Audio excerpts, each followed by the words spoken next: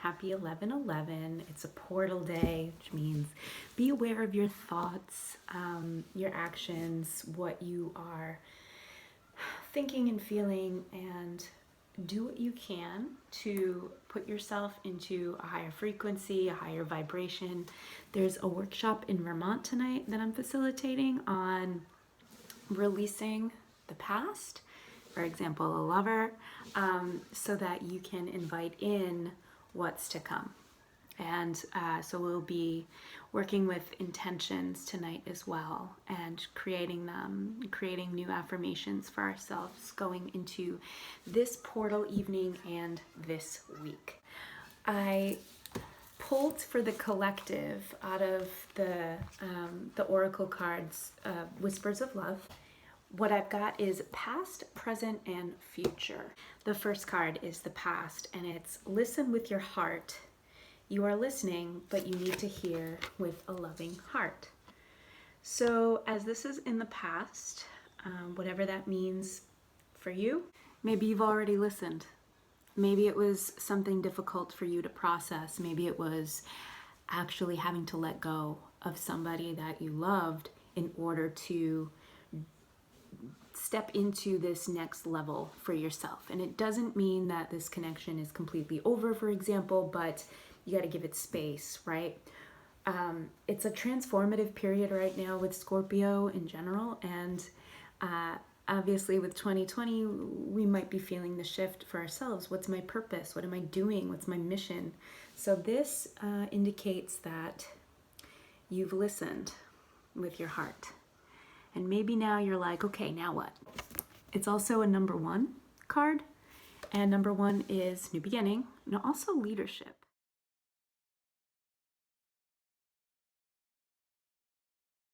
It says the opportunity is here for you to bring a loving perspective to a situation. It's easy to get wrapped up in the words being said. What does your heart say about this situation? It knows the truth. Trust that. Sit still, take a deep breath, and ask your heart what you need to know. Love's first task is to listen. Do you have the habit of drifting away while someone else is speaking? Do you get entangled in your own thoughts? Take time to process what's being communicated before you respond or react. Learning to listen with an open heart will help you receive guidance or affirm something you already know. 2 young women are shown in this card. One holds a seashell to the other's ear. The seashells represent that good things can be discovered in a challenging situation. The pot of dolphins playing in the background denotes the joy that may be found. The white horse may be a call to control your emotions. Stop and listen. What do you hear, and how can it bring more happiness to your life? So in general, with oracle cards, you can read what's written, but also take a look for yourself. What do you feel when you look at this image? And what comes up for you? How do the colors resonate? For example, there are greens, blues, purples, women with golden hair, and different animals and the different cards too. So when working with any deck, it's good to lean into what comes up for you. And that's one way that you can practice using your intuition with the reading. So that was the past. You ready for the present? Okay. We have, it's a number 15, which is 6. Practice compassion. See things from a fresh perspective. So after we've listened with our heart, we practice compassion. And could also mean compassion for the self. So when you are undergoing a transformative time, it's not always easy, and it's important to have compassion. One of the things we'll be doing in tonight's workshop is clearing the heart space, but strengthening it. You strengthen the heart space, open it up too, so that you can be more compassionate with yourself. And it starts, with yourself. And if you can be compassionate with others, but you have difficulty with self-compassion, then now is a good time to just lean into that. And what does that mean? So what does this card bring up for you? It's a child, right? The bird. What it says for this card is, see things from a fresh perspective. Everyone benefits when we try to look at things from someone else's viewpoint. Walking in someone else's shoes can bring us to a tender understanding that may change how we're feeling now. Love and compassion always brings positive outcomes. There are so many worthy ways to practice compassion. Volunteer your time at a nursing home, homeless shelter. Donations of clothing or food are always appreciated by those in need. If you feel so inclined or you're looking for inspiration, read up about individuals who dedicated their lives to compassionate works. There are many biographies of great philanthropists such as Mother Teresa, Mahatma Gandhi, and Tenzin Gyatso, the 14th Dalai Lama of Tibet. So a nature boy gazes at a small blue bird. He wears a headdress with feathers and branches. The feathers in his hair suggest someone is reaching out to you. Pay attention and give support when needed. Pay attention and give support when needed. Compassion. You're listening, but you needed to hear it with a loving heart. And now that loving heart might be ready, opening up with compassion. Someone may be reaching out for you. Please listen. And it could be another person. It could also be a facet of yourself, right? We've got an inner judge, an inner child, an inner saboteur. So it could also be that somebody within you, like an archetype, a persona is coming out and is seeking some attention, is seeking to be heard. And if you can come out as your highest self, as your Jeffrey Deckman of conscious leadership fame would say, as your wise inner elder, tap into that, tap into your wise inner elder. When someone's reaching out to you, you can come at it from a place of that wise inner elder where you are taking some time to respond and not react. And that's why it's okay when, people don't reach out, people don't respond to our text message right away.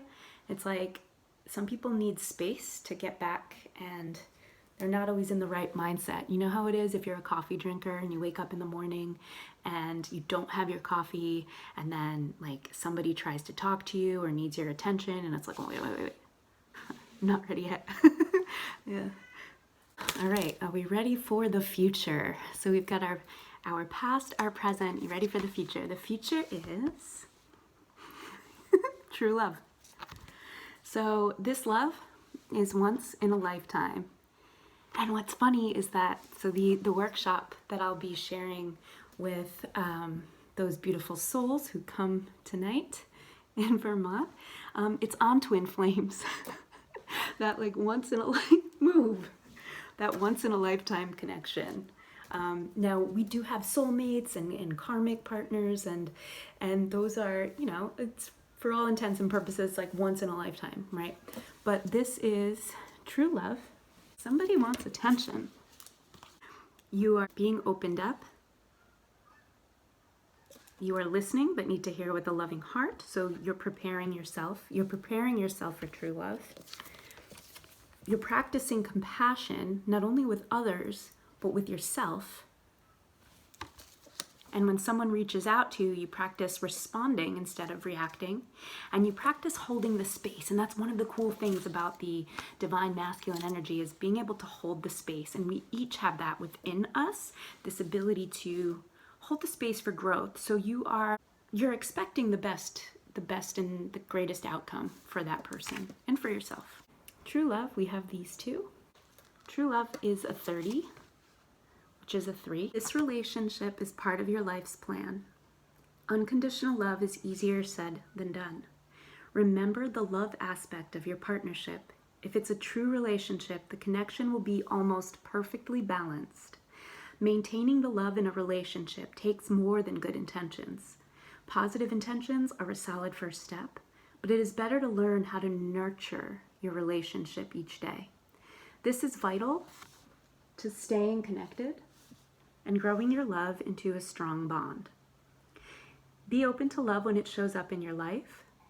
Be authentic and avoid changing yourself to mirror your potential partner. And again, that's what this time is about, right? Individuating. So getting back to who you are and what you want, and connecting with the light of your soul, connecting with your soul's voice, connecting with your intuition so that you know what's right for you. And then when you meet this person, it's going to be right because you're both in a state of, you've opened your heart, you're practicing compassion, and you understand a little bit more of your purpose. Make sure you're voicing your values. True love is elusive and rare. Look for someone who meets your emotional, spiritual, and physical needs. The young lover's eventual kiss might be portraying a true love kiss. The sparrow on the left may indicate elevated thoughts and standards. The sparrow encourages you to keep your heart light on and release heavier energy. The child next to the sparrow represents childlike ideology and is a message to enjoy the moments as they present themselves. The pair of unicorns at the head of the partner on the right invokes the magical energy surrounding the relationship that you aspire to achieve. So again, it's about letting go of control and letting things be. And the patience that you're cultivating this year, the patience that you began mastering, that it's like, okay, now we just F it, like just surrender and have patience. That's kind of what this is saying. As these opportunities present themselves, right? Don't rush it. Don't try to force anything. Don't try to control it. Just be present with it. That's what we'll be covering in our workshop tonight in Vermont, the 11/11 Twin Flames Releasing a Lover and Be Present to Your Magic workshop. So how can you remain as present as possible when you're feeling these butterflies and you're feeling these elevated emotions and you just want to be around this person all the time? For example, when you do meet, how do you sort of neutralize some of that? Or how do you neutralize the wanting to control, or those old behaviors of trying to control a situation, right? So anyway, this is saying it's okay, like slow down. True love it's a thing and it's in the future, and that's okay. And it's okay to not know how things are going to unfold, and it's okay to have faith and hope that you will find and feel this true love and this soul connection.